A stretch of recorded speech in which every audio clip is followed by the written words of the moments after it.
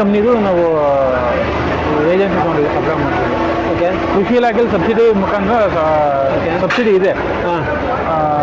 ಕೃಷಿ ಇಲಾಖೆಯಲ್ಲಿ ಸಬ್ಸಿಡಿ ಮುಖಾಂತರ ಸಬ್ಸಿಡಿ ಸಿಗುತ್ತೆ. ಕಾರ್ಪೊರೇಷನ್ ಮಾಡ್ತೀವಿ. ಹಾಂ. ಇದು 60 ಬ್ಲೇಡ್ ಬರುತ್ತೆ. ಹಾಂ. 45 HP ಮೇಲೆ ಹಾಕೊಬೇಕು. 45 HP ಮೇಲೆ ಮಾತ್ರ ಯೂಸ್ ಮಾಡ್ಬೋದು. ಓಕೆ. ಸ್ಪ್ರೆಡರ್ ಕಮ್ ಪಲ್ವಲೈಸರ್ ಅಂತ. Shredder come ಫಲ್ವಲೈಸರು.